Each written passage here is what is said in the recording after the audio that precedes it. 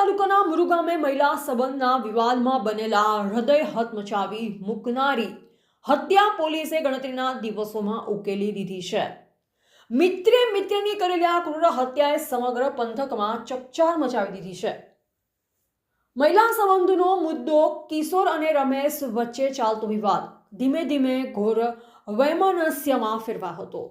રમેશને એક મહિલા સાથે સંબંધની માહિતી મળતા કિશોરે પણ તે જ મહિલાને સંપર્ક કરવાનો પ્રયાસ કર્યો, પરંતુ મહિલાએ તેને ઇન્સ્ટાગ્રામ પર બ્લોક કરી દીધો હતો। આ વાતે મનદુખ પામી કિશોર અને રમેશ વચ્ચે ઝઘડો થયો। જો કે બાદમાં વાતચીતથી સમાધાન પણ થયું હતું, પરંતુ 2 તારીખે વાડીના કપાસનું વેચાણ કર્યા બાદ કિશોરે રમેશને ભોજન માટે બોલાવ્યો, ત્યારે ફરી મહિલાની વાત આગળ નીકળી અને બંને વચ્ચે ફરીથી ઝઘડો થયો। આ ઝઘડો એટલો ઉગ્ર બન્યો કે કિશોરે પાવડાના ઉપરા છાપરી ઘા મારી રમેશની વાડીમાં જ તેની હત્યા કરી નાખી। હત્યા બાદ કિશોરે ઘટનાને છુપાવવા માટે રોંગટા ઊભા કરી દે તેવી ક્રૂર હરકતો કરી। તેણે કોહાડી અને ધારિયા વડે રમેશનું મસ્તક અલગ કરી તેને 1 નંબરના બોરમાં ફેંકી તેના પર પથ્થર ઢાંકી દીધા। બંને હાથ પગ કાપી 2 નંબરના બોરમાં ફેંકી દીધા, જ્યારે ધડને વાડીમાં ખાડો ખોદી દાટી દીધો। ઉપરાંત હત્યા સમયે વહી ગયેલ લોહી ભરેલી માટી બેગમાં ભરી તેને જૂના કૂવામાં ફેંકી પુરાવાનો નષ્ટ કરવાનો પ્રયાસ કરાયો હતો, પરંતુ નખત્રાણા પોલીસે સચોટ તપાસ, ખલિત પુરાવા અને સતત મહેનત આધારે આ ક્રૂર હત્યાનો ભેદ ગણતરીના દિવસમાં ઉકેલી આરોપીને કાયદાના દરવાजे पहुंचाड़ियो है। नखत्राना पुलिस स्टेशन में 3 तारीख को रात को 8:30 बजे नखत्राना तालुका के मरू गांव के निवासी राजेश पुंजा भाई आए और उन्होंने बताया कि उनका जो भाई है रमेश पुंजा भाई, वो 1 दिन पहले यानी कि 2 दिसंबर को रात को 9 बजे के आसपास ये कहकर घर से निकला कि वो अपने मित्रों के साथ बैठने के लिए जा रहा है, और तब से अब तक यानी कि उस बात को 20 घंटे हो गए थे, लौटा नहीं है। तुरंत इसकी नोंद लेते हुए नखत्राना पुलिस स्टेशन में नखत्राना पुलिस की टीम के द्वारा इस मामले को गंभीर मामला समझते हुए गुम नोंद रजिस्टर की गई, चाणा ब्लॉक रजिस्टर की गई, और उसके पश्चात उसकी शोध खोल के प्रयास शुरू हुए। प्रयासों के दौरान गांव में जो रमेश पुंजाभाई है, जो गुम थनार व्यक्ति था, उसके मित्रों के साथ, अन्य लोगों के साथ संबंधों की तपास की गई। ह्यूमन सोर्सेस के थ्रू, ह्यूमन इंटेलिजेंस के थ्रू और टेक्निकल इंटेलिजेंस के थ्रू लगातार प्रयास किए गए, और लगातार प्रयास करने का परिणाम हमें प्राप्त हुआ।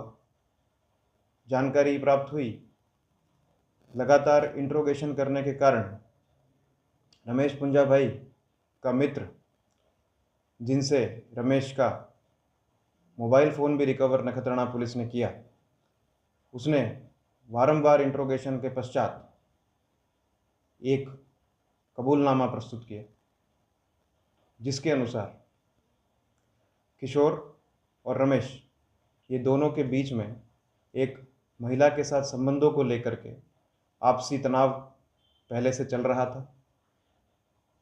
रमेश के एक महिला के साथ संबंध थे, इसकी जानकारी किशोर को प्राप्त हुई, तो किशोर ने भी उस महिला के साथ संबंध रखने का प्रयास किया, और उस महिला ने किशोर को इंस्टाग्राम पर ब्लॉक कर दिया।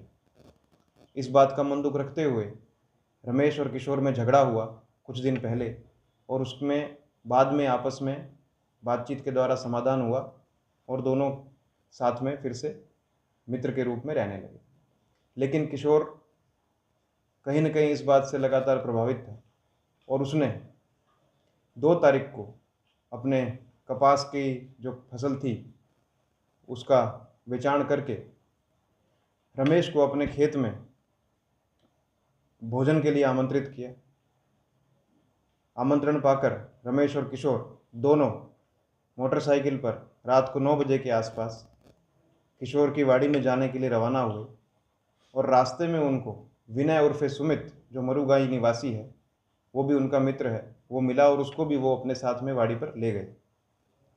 वाड़ी पर जाने के बाद में रमेश और किशोर में एक बार फिर से महिला को लेकर के बातचीत शुरू हुई, और आपस में झगड़ा बढ़ गया, जिसके चलते किशोर ने रमेश पर फावड़े से वारंवार वार करके उसकी वाड़ी में ही हत्या कर दी।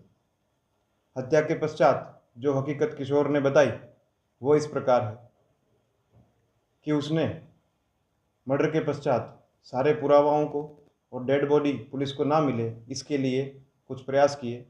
उसने सबसे पहले तो कुल्हाड़ी और धारिया की मदद से रमेश के शरीर से उसका सर अलग किया और उस सर को वाड़ी के ही 1 नंबर के बोरवेल में डाल दिया और उसके ऊपर पत्थर डाल दिए। इसके पश्चात रमेश के दोनों हाथ अलग किए और दोनों हाथों को दूसरे नंबर के बोरवेल में डाला और रमेश की चप्पल को भी उस बोरवेल में डाल दिया।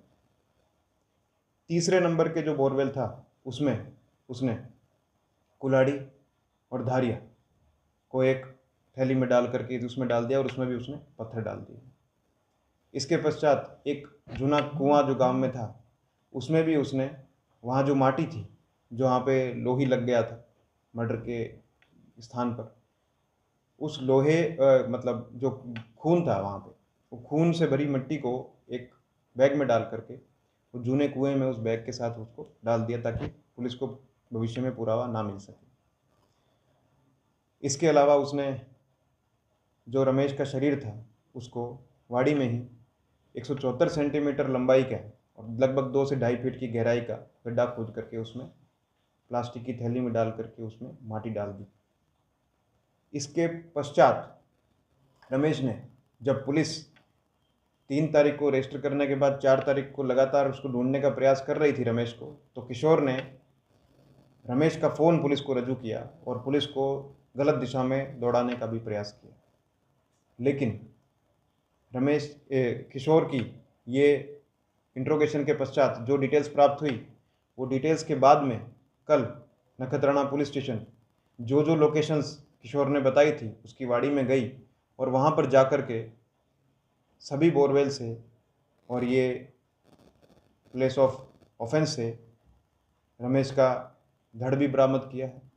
बोरवेल से हाथ, चप्पल, शरीर के अन्य अंग, सर के पार्ट्स भी बरामद करने में नखत्राणा पुलिस स्टेशन ने काम किया है और ये गंभीर मामला है। इसकी तपास भी इसी गंभीरता से नखत्राणा पुलिस स्टेशन की टीम द्वारा की जाएगी। लेकिन इस मौत को, ये किशोर के इस प्रयास को पूरी तरह से विफल करने में नखत्राणा पुलिस स्टेशन जो छुपाने का जो प्रयास था उसमें नखत्राणा पुलिस स्टेशन की पूरी टीम का बहुत ही सराहनीय कदम रहा। एक गुम नोंद को इतना सीरियसली लेते हुए नखत्राणा पुलिस स्टेशन की पूरी टीम ने जिस तरह से कुछ ही दिनों में एक गंभीर प्रकार का जो एक मर्डर केस है उसको जिस तरह से डिटेक्ट किया है, इसके लिए पूरा का पूरा श्रेय नखत्राणा पुलिस स्टेशन की पीआई और उनकी पूरी टीम को जाता है।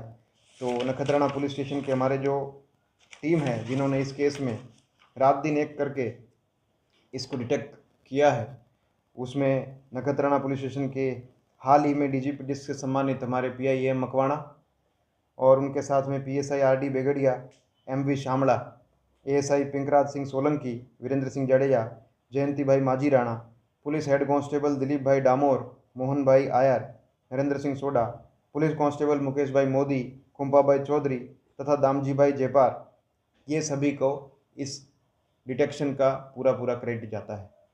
मामले की जांच जारी है।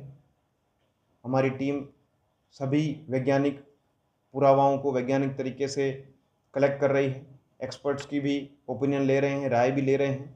बोरवेल संचालकों के साथ भी हमारा लगातार संपर्क है क्योंकि बोर की गहराई काफ़ी है और अन्य चीज़ें भी बिल्कुल साइंटिफिक तरीके से बरामद हो, इसके लिए हम लोग प्रयास कर रहे हैं। इन्वेस्टिगेशन अभी जारी है। एक व्यक्ति उसके साथ जुड़ा था किशोर का, उसका नाम है विनय उर्फे सुमित, वो भी इस क्राइम में शामिल है। ये आरोपी से अभी इंट्रोगेशन जारी है। अभी हाल ही में आरोपी से जो इंट्रोगेशन हुआ है उसमें हमारी प्रायोरिटी ये है कि जो आरोपी जो हकीकत बता रहा है उस प्लेस पर जाकर के हम वो चीज़ें पहले बरामद कर लें। डिटेल इंट्रोगेशन अभी हमारा उसका बाकी है, वो भी हम लोग करेंगे। जैसा पिछले 1 साल का अनुभव है उसमें बोरवेल में जाने की 2 घटनाएं बनी हैं। पहले एक लड़की की घटना बनी थी, उसकी उम्र भी बालिग थी वो, और अभी एक रिसेंटली एक लड़के की घटना बनी है बोरवेल में जाने की, वो भी दोनों बालिग हैं। दोनों ही बोरवेल पूरी तरह से ढके हुए थे और व्यक्ति ने सुसाइड करने के मकसद से वो बोरवेल को हटा करके उसमें जंप लगाया है। तो ये सुसाइड का जो एमओ है ये थोड़ा सा चिंतित करने वाला है, क्योंकि बोरवेल में फिर उसको बचाने के प्रयास में भी एनडीआरएफ की टीम को, आर्मी को, सभी को जोड़ना होता है और उसमें काफ़ी समय लगता है। प्लस वो बॉडी को रिकवर करने में भी पुलिस को काफ़ी और अन्य प्रशासन के अन्य अंगों को भी काफ़ी मशक्कत करनी पड़ती है।